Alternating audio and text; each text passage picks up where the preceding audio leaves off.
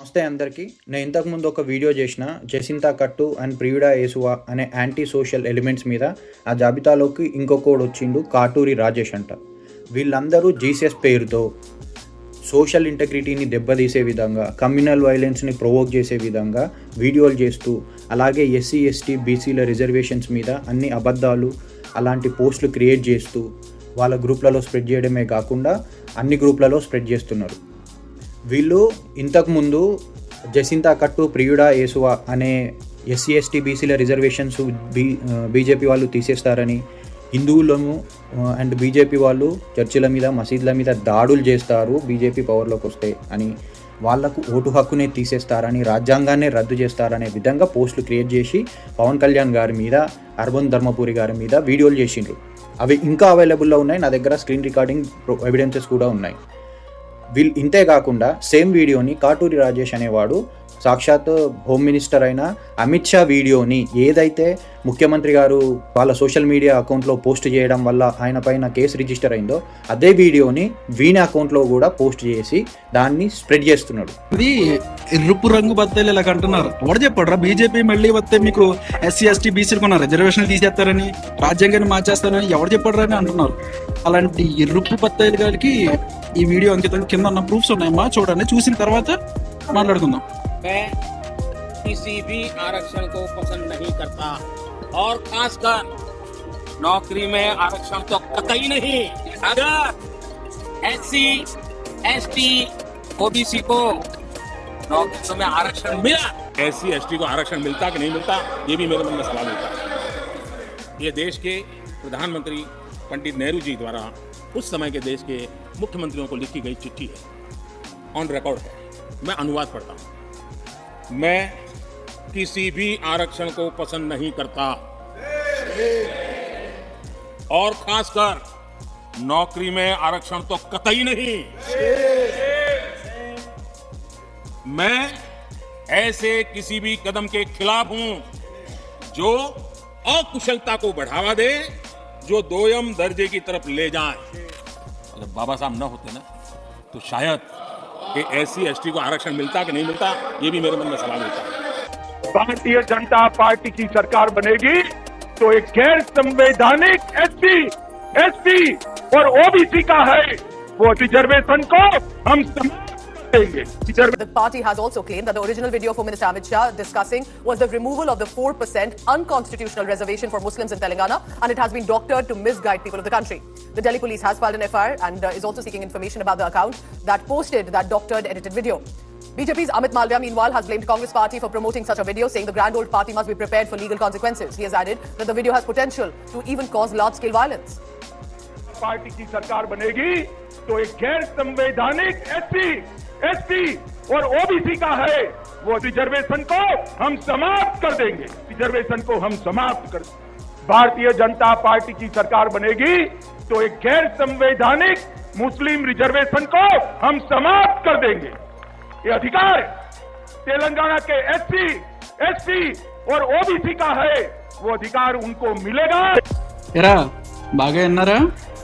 Reservations మీద అమిత్ షా చెప్పిన వీడియోని ఎడిట్ చేసి పెట్టిండ్రు కదా, ఆ వీడియోని వీడు కూడా స్ప్రెడ్ చేసిండు. సో ఇలాంటి యాంటీ సోషల్ ఎలిమెంట్స్ ఉండడం వల్ల సమాజానికి ఎంతవరకు నష్టం జరుగుతుంది అనేది నేను అందరు అఫీషియల్స్ని అడుగుతున్నా. దయచేసి ఇలాంటి వాళ్ళ మీద కఠినమైన చర్యలు తీసుకోవాలి. ఇలాంటి అకౌంట్స్ని కొనసాగించడం సమాజానికి అంత మంచిది కాదు. సో ఇలాంటి వీడియోలు చూసి వాళ్ళు ఆల్రెడీ ఓటర్స్ని ఇన్ఫ్లుయెన్స్ చేసిండ్రు ఎలక్షన్స్లో, ఇప్పుడు కమ్యూనల్ వైలెన్స్కి ప్రొవోక్ చేస్తున్నారు. హిందువులు క్రిస్టియన్స్ మీద దాడులు చేస్తారు అని చెప్పేసి వీడియోలని వాళ్ళ పర్సనల్ గ్రూప్లలో కానీ లేదా పబ్లిక్ గ్రూప్లలో కానీ స్ప్రెడ్ చేస్తున్నారు, పోస్టులు స్ప్రెడ్ చేస్తున్నారు. ఇంకొక దరిద్రమైన విషయం ఏంటి అని అంటే, కాటూరి రాజేష్ అనే వ్యక్తి హిందూ అమ్మాయిలతో చాట్ చేస్తూ చాలా అసభ్యకరంగా వ్యవహరిస్తుండ్రు. నేను హిందూ అమ్మాయిలనే టార్గెట్ చేస్తా, నేను హిందూ అమ్మాయిలతోనే సెక్స్ చేస్తా అని హిందూ అమ్మాయిలతోని విషయాలు చెప్తున్నాడు. అంతేకాకుండా ఎవరైతే మరి ఎవరిని టార్గెట్ చేసి ఎవరితో ఇంటిమేట్ అయిందో ఆ ఫొటోస్ని ఈ గ్రూప్లలో స్ప్రెడ్ చేస్తున్నారు. హిందూ అమ్మాయిలు కొంచెము ఆలోచించండి అమ్మా. మీరు ఇలాంటి వ్యక్తులు మీకు మంచి మాటలు చెప్పో లేకపోతే మంచిగా మీతో ప్రవర్తించి వాళ్ళతో మీరు ప్రొసీడ్ అయిన విషయాలని వీళ్ళు బయట గ్రూప్లలో మీ ఫొటోస్ని ప్రైవేట్ ఫొటోస్ని వీళ్ళు ఇట్లా స్ప్రెడ్ చేస్తున్నారు. వీళ్ళు సమాజానికి మాత్రమే కాదు, దేశానికి చాలా ప్రమాదకరం. వీళ్ళు మిమ్మల్ని ప్రేమ అనే పేరుతో చెప్పి ఇంకేదైనా అఘాయిత్యం చేయొచ్చు. ఏ సెక్స్ రాకెట్లోకో నూకేయచ్చు, లేకపోతే ఏ ఇంటర్నేషనల్ మాఫియాకో అమ్మేయచ్చు, లేదా మీరు బయటకు చెప్పుకోలేని ఎన్నో దారుణాలు మీతో చేసి తర్వాత అలాంటి విషయాలను అక్కడ ఇక్కడ పోస్ట్ చేస్తా అని చెప్పేసి బ్లాక్మెయిల్ చేస్తుండొచ్చు. అదే పని ఇప్పుడు ఆ కాటూరి రాజేష్ అనేవాడు కూడా చేసిండు. పోస్ట్లని వాడు చేసిన ఇంటిమేట్ ఫొటోస్ని గ్రూప్లలో షేర్ చేసిండు. అంతేకాదు నా నెక్స్ట్ టార్గెట్ బీజేవైఎం కళ్యాణి అక్క అంట, ఈమె నాకు ట్రై చేయాలని ఉంది అని చెప్పేసి మాట్లాడుతున్నారు. మీ హిందూ అమ్మాయిలు పూజ తర్వాత నా దగ్గర వచ్చి పండుకుంటారు అని మాట్లాడుతున్నారు. ఎందుకు రియాక్ట్ అవ్వట్లేదు? ఇలాంటి యాంటీ సోషల్ ఎలిమెంట్స్ ఇలాంటి స్టేట్మెంట్స్ చేస్తూ కూడా ఇంకా పబ్లిక్ సోషల్ లైఫ్లో ఎలా ఉంటున్నారు?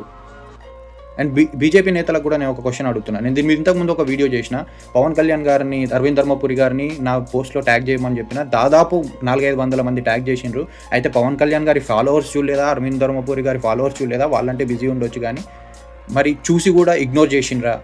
లేదా జస్ట్ ఓట్ల కోసమే హిందువులను వాడుకోవడానికి మాత్రమే మీరు ప్రయత్నం చేసిండ్రా? అనట్లేదు, మీరు హిందువులకి సపోర్ట్గా ఉంటారని నేను 100% నమ్ముతున్నా. బట్ ఇలాంటి విషయాలు జరిగినప్పుడు కూడా మీరు రియాక్ట్ అవ్వకపోవడం వల్ల కేవలం లేదా సోషల్గా ఏదైనా జర్నలిస్టులకో లేకపోతే కొంచెం సోషల్గా ఎవరికైనా ఫాలోయింగ్ ఉన్న వాళ్ళకి, పాలిటీషియన్స్కి ఏదైనా జరిగినప్పుడు మాత్రమే మీరు రియాక్ట్ అవుతారా? ఎందుకంటే దానివల్ల మీకు ఏదైనా పొలిటికల్ అడ్వాంటేజ్ జరుగుతుందని, సామాన్య ప్రజలకు, సామాన్య హిందువులకు ఏమైనా జరిగితే మీరు రియాక్ట్ కారా అని చెప్పేసి మిమ్మల్ని క్వశ్చన్ చేయాలనుకుంటున్నాను. ఎందుకు అనంటే ఇలాంటి వాళ్ళు మీలాంటి వాళ్ళను కూడా వాళ్ళ ప్రోపగండాకి వాడుకుంటున్నారు. దానికి కూడా మీరు రియాక్ట్ అవ్వట్లేదు. పైన మోడీ గారి మీద చిన్న నమ్మకం ఉంది, హిందువులకు ఏదో కొంచెం మంచి రోజులు వచ్చినాయని చిన్న నమ్మకం ఉంది. కానీ మీరు లోకల్గా ఉన్న ఈ లీడర్స్ మీరేం చేస్తున్నారు? హిందువులను ఓట్లు అడుగుతుండ్రు కదా, మీరు రిప్రజెంటేటివ్స్ కదా, గెలిచిన వాళ్ళు ఏం చేస్తున్నారు? రియాక్ట్ గారా? సామాన్య ప్రజలకు ఏమైనా ఏం కదా? హిందూ అమ్మాయిలను అంత దారుణంగా, అలాంటి అమ్మాయిలను పూజ చేసిన తర్వాత నా దగ్గర వచ్చి పడుకుంటారు మీ హిందూ అమ్మాయిలు అని చెప్పేసి వాడు అంత ధైర్యంగా హిందువులతోనే మాట్లాడగలుగుతున్నాడు అని అంటే వాళ్ళు ఎవరు నడిపిస్తే నడుస్తున్నారు? వాళ్ళు ఇంకా ఎలాంటి దారుణాలు చేస్తుండొచ్చు? వాడు పబ్లిక్గా ఇంతే చెప్తున్నాడు అని అంటే వాడు ప్రైవేట్గా ఇంకెంత చేస్తున్నట్టు? వాడు ఏ టెర్రర్ క్యాంప్లో శిక్షణాలు తీసుకుంటున్నట్టు? వీటి మీద ఇన్వెస్టిగేషన్ చేయరా? మీరు పట్టించుకోరా? పోలీస్ రిపోర్ట్లు చేయరా? సామాన్య ప్రజలనే వీళ్ళు టార్గెట్ చేసి కన్వర్షన్ చేస్తున్నారు. ఇవి ఇలాగే కొనసాగితే సామాన్యమైన హిందువుల పరిస్థితి ఏంటి? ఆమె చేసిన వీడియోలకు ఆల్మోస్ట్ 50 to 60, 70K వీడియోస్ ఉన్నాయి. దాంట్లో ఒక 1% of the people, 1% of the ఆమె ఆడియన్స్ కానీ ఒకవేళ వాళ్ళు ఏదైనా తీసుకోకూడని anti social element, communal violence step తీసుకుంటే అది ఎవరికి ప్రమాదం? హిందువులకు ప్రమాదం కాదా?